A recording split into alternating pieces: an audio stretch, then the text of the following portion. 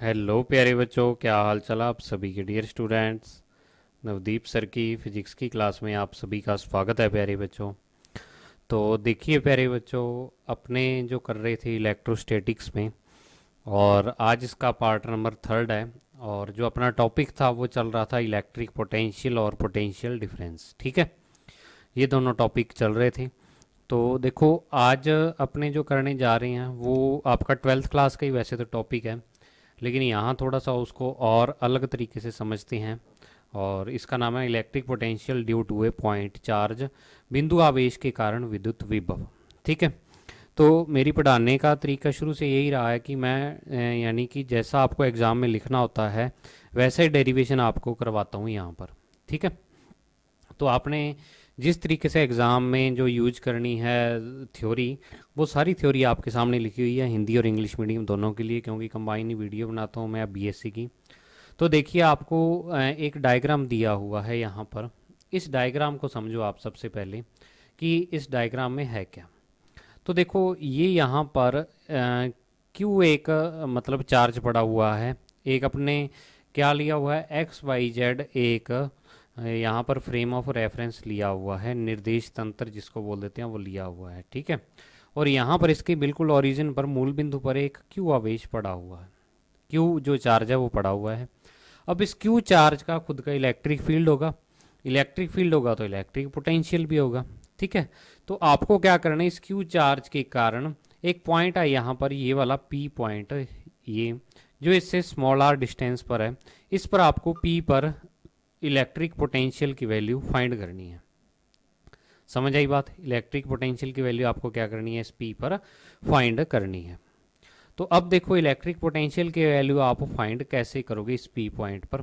तो आपको पता है इलेक्ट्रिक पोटेंशियल जब भी अपने निकालते हैं तो अपने क्या करना होता है कि जो चार्ज होता है जिसके कारण इलेक्ट्रिक फील्ड जनरेट होता है, विद्युत क्षेत्र बनता है, उसके इलेक्ट्रिक फील्ड में अपने टेस्ट चार्ज को लेके आते हैं। टेस्ट चार्ज अगर आपको पता हो तो यूनिट पॉजिटिव चार्ज होता है, ये पॉजिटिव चार्ज होता है, यूनिट चार्ज होता है, और इसकी वैल्यू क्या होती है, बहुत ही कम होती है। ठीक है, तो अपने क्या करेंगे, इस P पर पोटेंशियल की वैल्यू को निकालने के लिए एक चार्ज जो टेस्ट चार्ज है Q0, उसको पकड़ के लाएंगे इनफाइनाइट से, और इनफाइनाइट से पकड़ कर लाएंगे और धीरे धीरे इसको लेके आएंगे। तो इसको धीरे धीरे लाने में अपने को फोर्स लगाना पड़ता है, क्योंकि देखो अगर दोनों प्लस चार्ज हैं तो वो रिपल्शन लगाएगा, इसको दूर धकेलेगा, लेकिन अपने को तो इस क्यू के पास लेके आना है Q0 को, तो अपने को फोर्स लगाना पड़ेगा। ठीक है, तो अपने इस पर फोर्स लगाते हुए इसको लेके आते हैं इसके इलेक्ट्रिक फील्ड में। अब देखो, मान लिया कि पहले ये बी पॉइंट पर पहुंच जाता है। ठीक है, बी पॉइंट पर पहुंच जाता है, और बी की जो इस ओरिजिन से डिस्टेंस है, इस ओ से जो बी की डिस्टेंस है वो कितनी है, आपको एक्स गिवन है। ठीक है, एक्स गिवन है। तो अब देखो, अगर मैं इस बी पॉइंट पर इलेक्ट्रिक फील्ड की वैल्यू लिखूं इस क्यू के कारण, तो इलेक्ट्रिक फील्ड आपने अच्छे तरीके से पढ़ रखा है, पॉइंट चार्ज के कारण जो इस बी पर इलेक्ट्रिक फील्ड की वैल्यू है वो के क्यू अपॉन एक्स स्क्वेयर है। ठीक है, और अगर आप वेक्टर लगाना चाहो तो यहाँ आप एक्स कैप भी लगा सकते हो। समझ आई इतनी बात। तो इस बी पॉइंट पर जो इलेक्ट्रिक फील्ड की वैल्यू है वो आपके पास के Q upon x square x cap है। अब आपको क्या करना पड़ेगा, इस पर इतना इलेक्ट्रिक फील्ड लग रहा है इस बी पॉइंट पर, तो मान लिया कि इस बी पॉइंट से थोड़ी सी डिस्टेंस, कितनी, डी एक्स डिस्टेंस पर एक ए पॉइंट है। अब आपको चार्ज को धकेल के क्या करना पड़ेगा, ए पर लाना पड़ेगा। तो अब आपको क्या करना पड़ेगा, धकेल के लाओगे, उस पर फोर्स लगाओगे, फोर्स लगाओगे तो मतलब उस पर क्या होगा, वर्क डन होगा। ठीक है, तो ये जो आपको कहानी है मैंने बताई है, ये सारी इस थ्योरी में लिखी हुई है, तो आप इसको पढ़ लेना। तो वही वर्क डन कि मैंने अब आप यहाँ पर लास्ट में लिखा है, हिंदी वाले इंग्लिश वाले दोनों देखो, कि अब इसे बी से ए तक माना dx विस्थापित किया जाए तो किया गया कार्य अल्प विभव के समान होगा।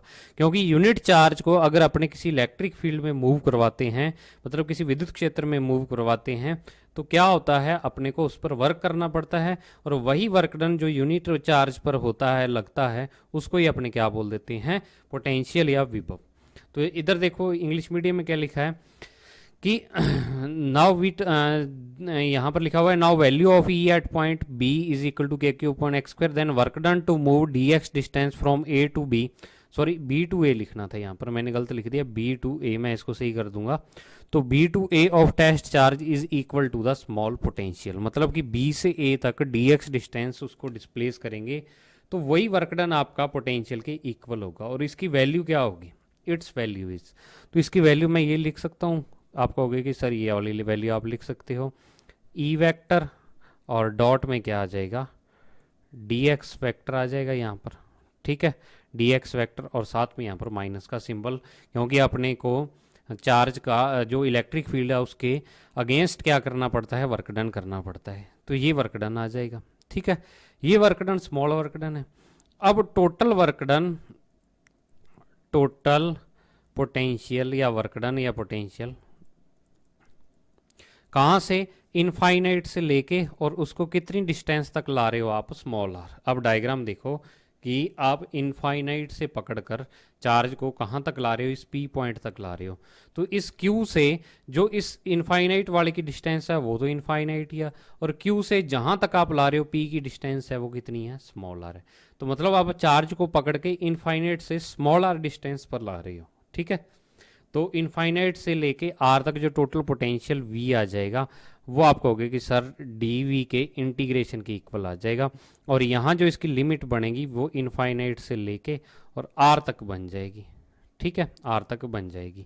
तो अब ई की वैल्यू, जो ई यहाँ पर क्या है, इलेक्ट्रिक फील्ड है, इसकी वैल्यू आप यहाँ पर देखो माइनस इनफाइनाइट से लेके आर तक। ई की वैल्यू आपने ऊपर लिखी है के क्यू अपॉन एक्स स्क्वेयर, के क्यू अपॉन एक्स स्क्वेयर, और साथ में यहाँ पर एक्स कैप, और साथ में यहाँ पर आ जाएगा डी एक्स वैक्टर आ जाएगा। ठीक है, क्योंकि अपने dx के लिए अगर देखें, dx के लिए तो b पर जो इलेक्ट्रिक फील्ड है वो के Q upon x square x cap है। ठीक है, अब इसके अगेंस्ट आपको dx डिस्टेंस को ट्रेवल करना है, dx डिस्टेंस चलनी है, तो साथ में क्या आ जाएगा, ये वाली वैल्यू आ जाएगी। अब देखो आपको इसको सॉल्व करना है, तो देखो डेरिवेशन, पहला डेरिवेशन है इस चैप्टर का ये वाला। तो इसमें कांस्टेंट क्या है, कांस्टेंट है यहाँ पर माइनस का के क्यू, के और क्यू दोनों ही कांस्टेंट है, यहाँ इनफाइनाइट से लेके और स्मॉल आर, और यहाँ पर 1 अपॉन एक्स स्क्वेयर। अब इन दोनों का आपको क्या करना है, डॉट प्रोडक्ट करना है। ठीक है, तो एक्स कैप मतलब यूनिट वेक्टर है, तो यूनिट वेक्टर का मैग्नीट्यूड क्या होता है, 1 होता है। डी एक्स वैक्टर का क्या हो जाएगा, ओनली डी एक्स हो जाएगा, और साथ में क्या आ जाएगा, कोस थीटा आएगा, क्योंकि आपको अगर दो वेक्टर का A vector dot B vector करना हो तो आप कहते हो कि sir A B cos theta होता है, ए बी कोस थीटा होता है।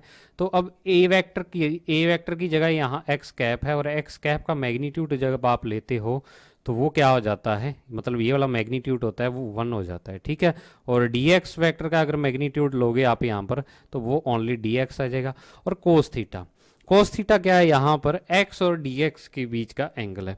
तो देखो एक्स डिस्टेंस आपने कौन सी ली हुई है, ये वाली डिस्टेंस ली हुई है, ये वाली एक्स डिस्टेंस है, और डी एक्स डिस्टेंस भी क्या है, इसी की डायरेक्शन में है। तो दोनों के बीच का जो एंगल हो जाएगा यहाँ पर कोस थीटा वो हो जाएगा 0 डिग्री की, तो कोस 0 की वैल्यू 1 होती है। तो मैं इसको डायरेक्ट 1 इंटू डी एक्स लिखता हूँ, और अगर साथ में आप कोस 0 लिखना चाहो तो वो फिर आप 1 बना सकते हो। ठीक है, तो इसको अगर मैं पूरी तरह से अरेंज करूँ तो ये आ जाएगा माइनस के क्यू इनफाइनाइट से लेके आर तक, और 1 अपॉन एक्स स्क्वेयर, और साथ में क्या आ जाएगा, डी एक्स आ जाएगा। ठीक है, अब आपको इसका इंटीग्रेशन करना है, तो माइनस के क्यू, इस एक्स स्क्वेयर को ऊपर ले जाओ, एक्स की पावर -2 डी एक्स, और इनफाइनाइट से लेके आर तक, और जब आप इसको आगे सॉल्व करोगे तो के क्यू एक्स की पावर कितनी आ जाएगी, -2 + 1, और यहाँ पर -2 + 1। ठीक है, और लिमिट आ जाएगी इनफाइनाइट से लेके और स्मॉल आर तक। ठीक है, अब नेक्स्ट देखो v is equal to minus के क्यू, और यहाँ पर ब्रैकेट के अंदर बचेगा आपके पास x की पावर -1 अपॉन में -1। ठीक है, और इनफाइनाइट से लेके आर तक, ये वाले माइनस को भी आप क्या करो, बाहर ले जाओ, और इस x की पावर -1 को आप 1 अपॉन एक्स लिख दो, तो ये देखो बनेगा के क्यू, और अपॉन में क्या आ जाएगा, 1 अपॉन एक्स, माइनस को बाहर ले गए आप, x की पावर -1 यहाँ पर 1 अपॉन एक्स बन जाएगी, और इनफाइनाइट से लेके आर तक, और जब आप इसको आगे सॉल्व करोगे के क्यू और यहाँ पर आप पहले x की जगह r रखो, फिर x की जगह क्या रखो, इनफाइनाइट। तो अब 1/इनफाइनाइट तो क्या होता है, 0 होता है आपके पास। तो नेक्स्ट देखो,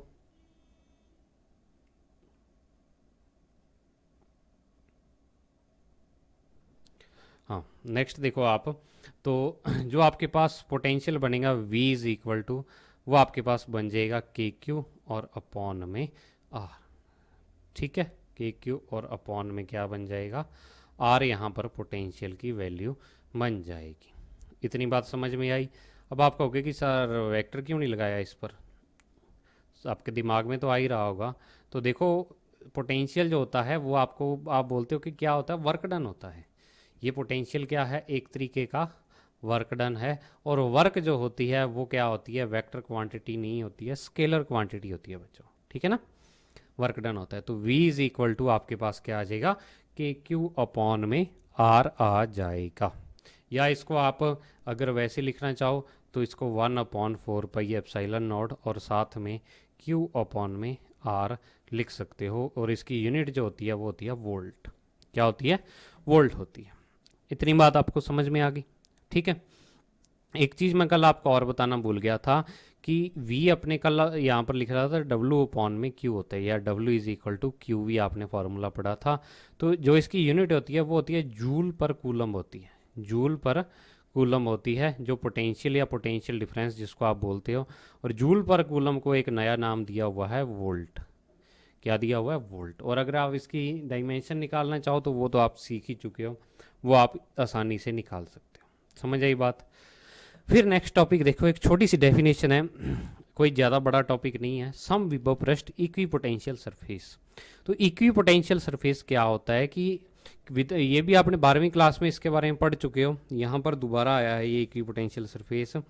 तो क्या होता है कि विद्युत क्षेत्र में एक ऐसा पृष्ठ जिसके प्रत्येक बिंदु पर विद्युत विभव का मान समान हो, सम विभव पृष्ठ कहलाता है। The surface in any electric field for which the value of electric potential is same at every point of this surface is called equi potential surface. की एक ऐसा, यानी कि अगर अपने सरफेस बना दें जिसपे क्या हो कि पोटेंशियल की वैल्यू सेम हो, हर पॉइंट पे सेम हो। ठीक है, तो ऐसा सरफेस कैसे बन सकता है कि अगर मैं आपको यहाँ कहूँ कि ये प्लस क्यू चार्ज यहाँ पर पड़ा हुआ है। ठीक है, तो अगर इस प्लस क्यू चार्ज के अराउंड मैं एक स्फीयर बना दूं, ऐसे क्या बना दूं, स्फीयर बना दूं। ठीक है, और इस स्फीयर के सेंटर पर ये प्लस क्यू चार्ज पड़ा रहेगा और इस स्फीयर की रेडियस मान लो स्मॉल आर है, स्फीयर बना हुआ है। ठीक है, तो अब देखो इस स्फीयर का हर एक पॉइंट इससे सेम डिस्टेंस पर है, इस प्लस क्यू से।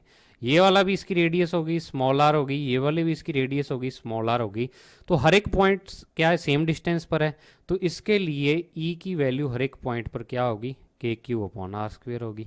और अगर पोटेंशियल की वैल्यू निकालना चाहो तो वो आप कहोगे कि सर के क्यू अपॉन आर होगी, क्योंकि ई की वैल्यू जितना टाइम के क्यू अपॉन आर स्क्वेयर है, पोटेंशियल के क्यू अपॉन आर आएगा। तो यहाँ पर भी के क्यू अपॉन आर आएगा। ठीक है, यहाँ पर भी इलेक्ट्रिक पोटेंशियल के क्यू अपॉन आर आएगा।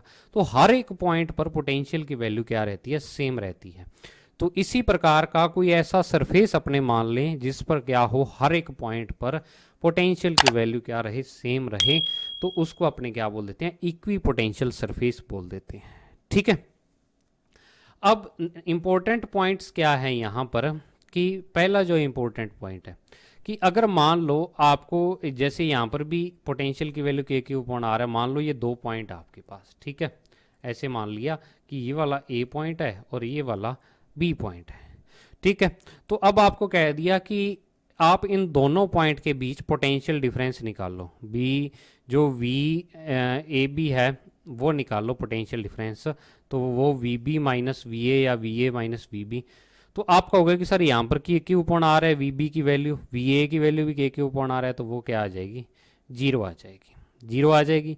तो इक्वी पोटेंशियल सरफेस के लिए एक बात अपने को ये पता लगी कि the potential difference between 2 points of an equipotential surface is always zero, क्या होता है कि यहाँ पर इक्वी पोटेंशियल सरफेस के दो पॉइंट के बीच पोटेंशियल डिफरेंस हमेशा क्या होता है, जीरो होता है। ठीक है, तो V B minus V A is equal to हमेशा क्या होगा, ज़ीरो होगा। तो V B minus V A कल आपने पढ़ा था कि वर्क डन और अपॉन में क्यू जीरो के इक्वल होता है, कि अगर क्यू जीरो चार्ज को आपको इस ए से लेके बी पॉइंट तक लेके जाना हो, यहाँ से लेके यहाँ तक लेके जाना हो, तो आपको जो वर्क डन करना पड़ता है वही आपका पोटेंशियल डिफरेंस के इक्वल आता है।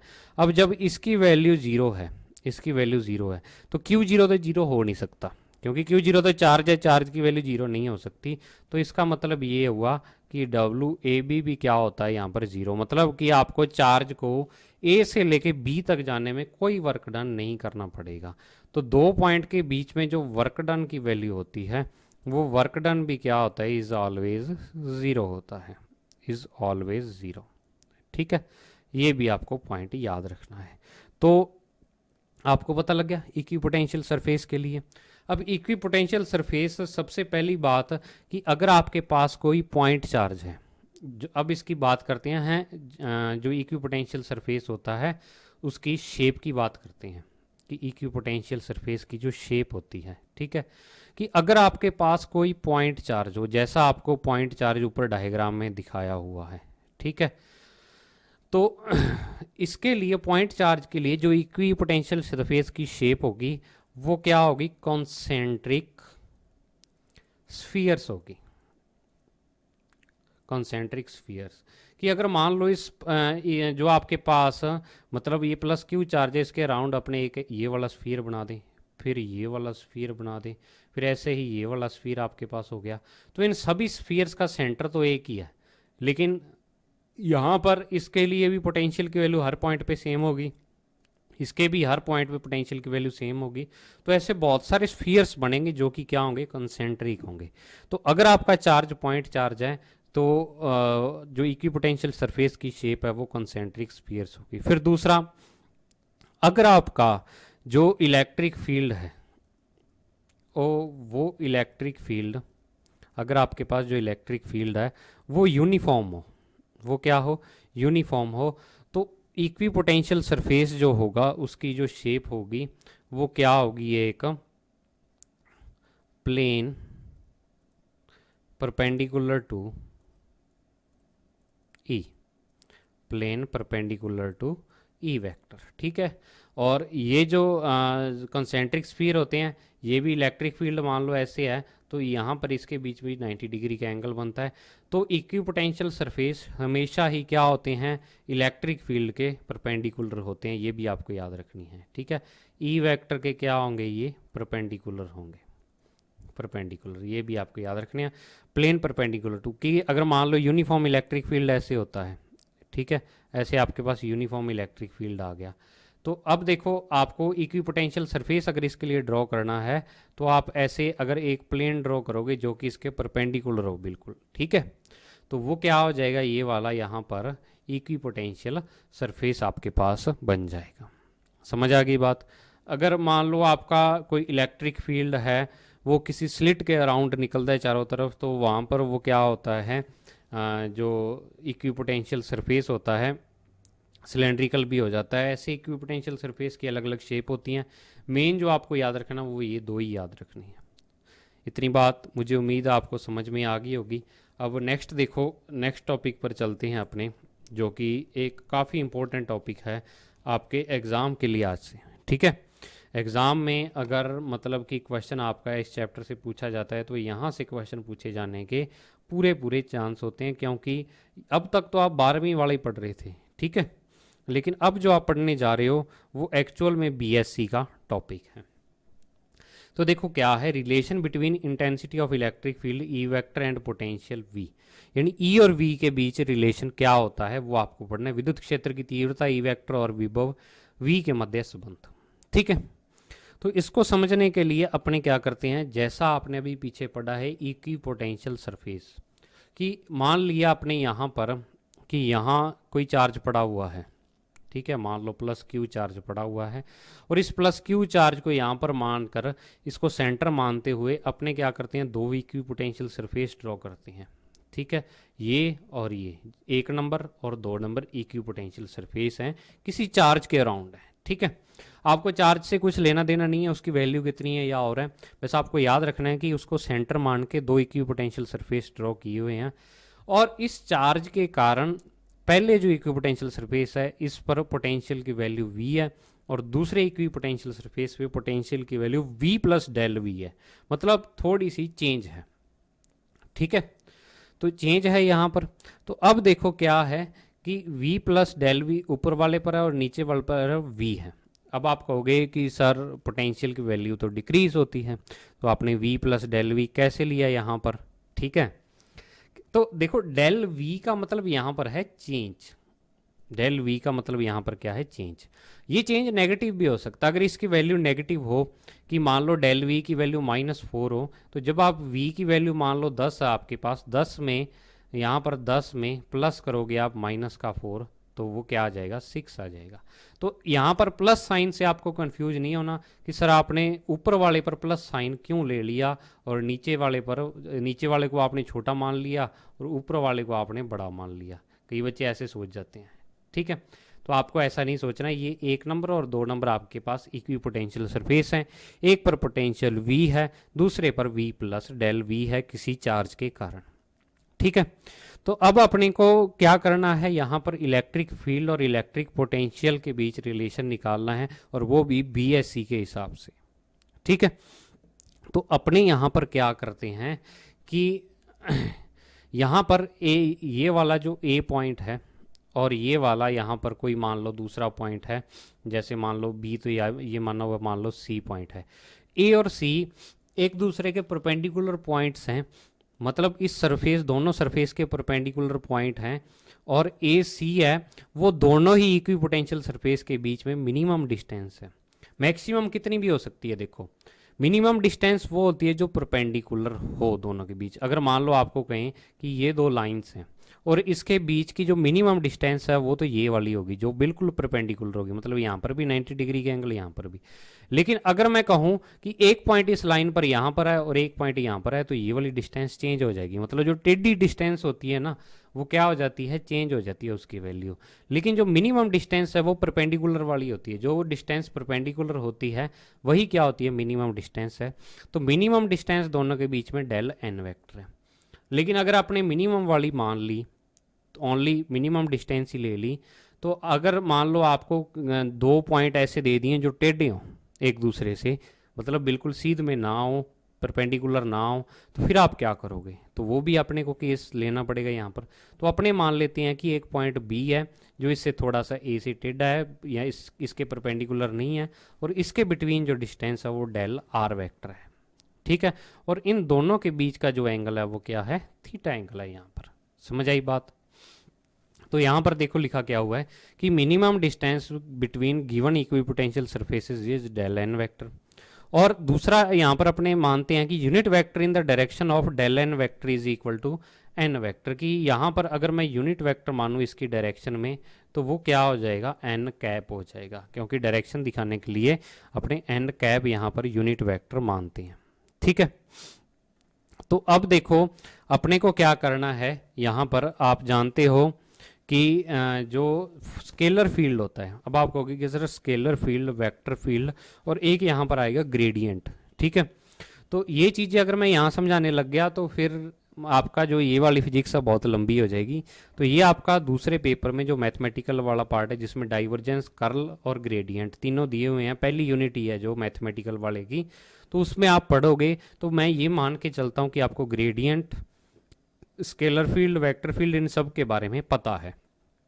ठीक है, तो अगर नहीं पता तो आप उस वीडियो को ज़रूर देख लेना। मैं जो वो वीडियो अभी रिकॉर्ड नहीं किया आपको बता दूंगा जब रिकॉर्ड की, और लिंक मैं यहाँ पर जो आई बटन है यहाँ पर डाल दूंगा उसका। ठीक है ना, तो इतनी बात आप याद रखना। तो स्केलर फील्ड एक ऐसा फील्ड होता है कि जो स्केलर क्वांटिटी से रिलेटेड होता है। ठीक है, तो देखो क्या है कि if the value of potential for equipotential surfaces is v plus d v and v and perpendicular distance between the surfaces is del n vector, की अगर मान लिया यहाँ पर कि जो इक्विपोटेंशियल सरफेस हैं उसके बीच में क्या है की जो पोटेंशियल है v प्लस डेल वी और v है, और दोनों के बीच परपेंडिकुलर डिस्टेंस है वो डेल n वेक्टर है यहाँ पर।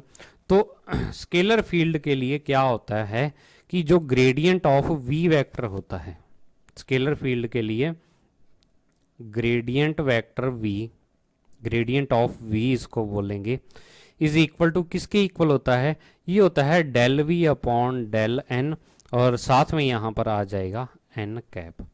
देखो ग्रेडियंट के बारे में थोड़ा सा आपको समझा देता हूँ कि ये चीज़ क्या होती है ग्रेडियंट। कि आप देखो यहाँ पर v है वो एक क्या है, स्केलर क्वांटिटी है, और इस स्केलर क्वांटिटी की वैल्यू जैसे आप डिस्टेंस चेंज करते हैं ना वो चेंज हो जाती है, ठीक है। और एक पर्टिकुलर डायरेक्शन में इसकी जो वैल्यू चेंज होती है उसको ही अपने बोल देते हैं ग्रेडियंट ऑफ वी वेक्टर। तो मतलब कि जब आप यहाँ ए से लेके सी तक गए परपेंडिकुलर डिस्टेंस के अलोंग, मतलब जो डेल एन वेक्टर इसके अलोंग, तो इसमें जो v की वैल्यू में चेंज कितना आया, डेल v आ गया चेंज यहाँ पर। यहाँ v थी, यहाँ v प्लस डेल v हो गया, तो चेंज कितना आया, डेल v। तो अगर अपने इस डेल v को डेल n से डिवाइड कर दें तो ये किसकी इक्वल आ जाता है, ग्रेडियंट वेक्टर v, ठीक है। तो अब देखो इस ग्रेडियंट को जब किसी स्केलर क्वांटिटी पर लगाते हैं, जैसे v एक स्केलर क्वांटिटी है, अदिश राशि है, इस पर लगाएंगे तो अपने को एक वेक्टर क्वांटिटी मिलती है यहाँ पर, और वही वेक्टर क्वांटिटी अपने को फाइंड करनी है कि वो वेक्टर क्वांटिटी पोटेंशियल के रिस्पेक्ट क्या होती है। कि जब पोटेंशियल पर इसको लगा दिया ग्रेडियंट को तो अपने को क्या मिलेगा यहाँ पर, ठीक है। तो जनरली इसको जो ग्रेडियंट है इसको अपने कह देते हैं slope of vector, sorry scalar field, slope of scalar field. मतलब स्केलर फील्ड आपका कितना चेंज हो रहा है अगर आप क्या कर रहे हो, परपेंडिकुलर डिस्टेंस में जा रहे हो। तो समझ आई, तो इतना ग्रेडियंट आपका ये होता है। अब देखो अगर अपने क्या करें कि वैसे अगर पोटेंशियल को डिफाइन करना चाहें तो यहाँ पर अगर मैं एक Q0 चार्ज मानूँ, इस Q0 चार्ज जो यूनिट चार्ज है इसको B से लेके A तक लेके आऊँ, ठीक है। तो इसको Q0 चार्ज जो कि एक टेस्ट चार्ज है और यूनिट चार्ज है, इसको अगर क्या करूँ मैं B से A तक लेके आऊँ तो वर्क डन कितना करना पड़ेगा, इसको इक्वेशन फर्स्ट दे दो। तो देखो work done to move Q0 charge from B to A, तो वर्क डन जो यहाँ पर करना पड़ेगा वो आपका किसके इक्वल आ जाता है, पोटेंशियल के इक्वल आ जाता है। और यहाँ पर इन दोनों पॉइंट के बीच का जो पोटेंशियल है वो तो डेल वी है, ठीक है। क्योंकि देखो इक्वी पोटेंशियल सरफेस है, चाहे आप यहाँ पर वैल्यू निकालो, चाहे आप यहाँ पर वैल्यू निकालो, चाहे आप यहाँ पर v प्लस डेल वी आएगी हर जगह। तो del v is equal to आपके पास क्या आ जाएगा यहाँ पर, ये आ जाएगा बच्चों minus E vector dot del r vector, जो डिस्टेंस आ जाएगी। ये इक्वेशन नंबर सेकंड आ जाएगी यहाँ पर, ठीक है। दो इक्वेशंस बना ली, पहली इक्वेशन अपने ग्रेडियंट से लिखी है, दूसरी इक्वेशन अपने मान रहे हैं कि बी से लेके ए तक अगर कोई चार्ज आ गया तो उसको मतलब कितना यानी कि वर्क डन करना पड़ेगा या पोटेंशियल। तो अब अगर फ्रॉम इक्वेशन फर्स्ट मैं लिखूँ यहाँ पर, फ्रॉम इक्वेशन फर्स्ट, तो इस इक्वेशन फर्स्ट को मैं क्या करता हूँ, multiplying by del r vector. Equation first है ना, इसको बोथ साइड में क्या करता हूँ, डेल आर वेक्टर से मल्टीप्लाई कर देता हूँ। तो ग्रेडियंट वेक्टर v, और साथ में यहाँ पर क्या आ जाएगा dot del r vector is equal to del v upon del n, और यहाँ पर एन कैप, और यहाँ पर डेल आर वेक्टर आ जाएगा। समझ आई इतनी बात। अब नेक्स्ट चलो, ग्रेडियंट v और साथ में del r vector is equal to del v upon del n, और देखो इन दोनों का डॉट प्रोडक्ट होगा यहाँ पर। तो डॉट प्रोडक्ट होगा तो एन कैप का जो मैग्नीट्यूड है वो तो हो जाएगा 1, डेल आर वेक्टर का क्या हो जाएगा डेल आर, और साथ में क्या आ जाएगा यहाँ पर कोस थीटा आ जाएगा, दोनों के बीच का एंगल आ जाएगा, ठीक है। तो कोस थीटा आ जाएगा। अब देखो एक चीज़ आप यहाँ से कि अगर मैं यहाँ वाले ट्राइंगल को अलग से निकाल के आपको बताऊँ, यहाँ पर ये डेल आर वेक्टर है, ये डेल एन वेक्टर है, ठीक है।